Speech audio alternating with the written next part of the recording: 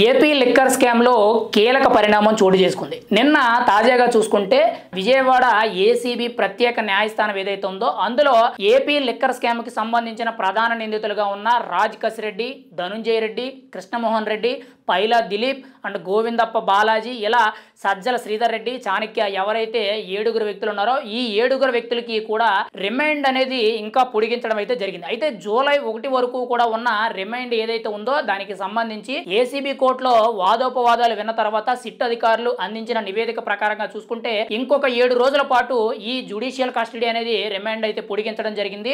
ఇంకా పూర్తి స్థాయిలో కూడా ఏపీ లిక్కర్ స్కామ్ కు సంబంధించిన ఆరోపణలు ఏవైతే ఉన్నాయో దాన్ని పూర్తి స్థాయిలో విచారించడానికి ఏపీ సిట్ అధికారులు అయితే చాలా తీవ్ర పరిణామాలు ఎదుర్కొంటున్నట్టు మనం అయితే చెప్పుకోవచ్చు. అయితే ఈ కేసులో ఇప్పటికే కూడా 7 అరెస్ట్ అవ్వడం జరిగింది. ఇక్కడ ముఖ్యంగా చూసుకుంటే ధనుంజయ రెడ్డి, కృష్ణమోహన్ రెడ్డి ఎవరైతే ఉన్నారో A31, A32 వీళ్ళైతే ఈ కేటగిరీలో ఉండడం అయితే జరిగింది. ముఖ్యంగా చూసుకుంటే అందరికంటే కూడా ముందున్న వ్యక్తి రాజ్ కసిరెడ్డిని మనం అయితే చెప్పుకోవచ్చు. అదే ఏపీ లిక్కర్ స్కామ్ తాజా పరిణామాల్లో చూసుకుంటే చెవిరెడ్డి భాస్కర్ రెడ్డి గారు కూడా అరెస్ట్ అవ్వడం జరిగింది బెంగళూరు ఎయిర్పోర్ట్ లో. అయితే ఇక్కడ కీలకంగా చూసుకుంటే అంతిమ లబ్ధిదారుడు ఎవరు అనేది ఇంకా తేలవలసిన అవసరం అయితే ఉంది. అయితే వీళ్ళందరి వెనకాల కూడా ఉన్న చాలా ఆరోపణలు అయితే రావడం జరుగుతుంది, కానీ ఎక్కడా కూడా ఆయన పేరు అనేది కానీ ఆయనకి సంబంధించిన ఆధారాలు కానీ ఎక్కడా కూడా బయటపడడం లేదు. అయితే కీలకంగా చూసుకుంటే ఏసీబీ తరపున ఇక్కడ సిట్ అధికారులు అయితే చాలా కీలకంగా మనీ లాండరింగ్ జరిగింది, ఏపీలో లిక్కర్ స్కామ్ అనేది చాలా భారీ స్థాయిలో జరిగింది కాబట్టి దీన్ని పూర్తి వివరాలు బయట పెట్టడానికి అయితే సిట్ అధికారులు అయితే చాలా ఆహర్నిశలో కష్టపడుతున్నారని మనం అయితే చెప్పుకోవచ్చు. ఒకవైపు ఏపీ ప్రభుత్వం ఇస్తున్న ఆదేశాలు అనుగుణంగా ఎక్కడా కూడా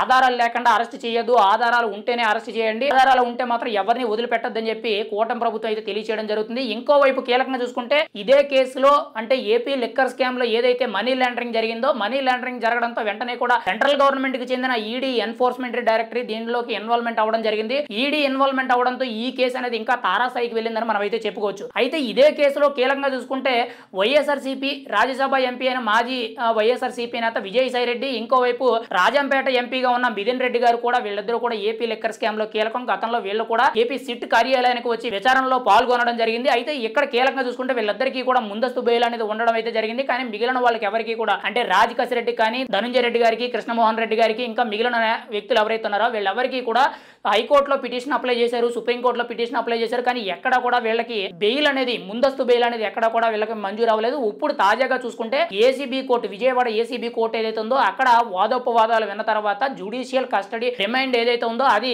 జూలై 1 వరకు ఉంది. దాన్ని ఇంకొక 7 రోజుల పాటు కొనసాగించడం జరుగుతుంది. పూర్తి స్థాయిలో ఏపీ సిట్ అధికారులు విచారణ చేపట్టాలి, పూర్తి ఆధారాలు సేకరించాలని చెప్పి ఏసీబీ కోర్టు అయితే ఆదేశాలు జారీ చేయడం జరిగింది. మరి ముందు ఈ ఏపీ లిక్కర్ స్కామ్ లో ఎటువంటి పరిణామాలు చోటు చేసుకుంటాయి, ఇంకా ఎవరు అరెస్ట్ అవుతారు, అసలు ఏపీ లిక్కర్ స్కామ్ లో అంతిమ లబ్ధిదారుడు ఎవరు, అంతిమంగా ఎన్ని కోట్ల స్కామ్ జరిగింది అనేది బయటకు తెలియవలసి అయితే ఉంది.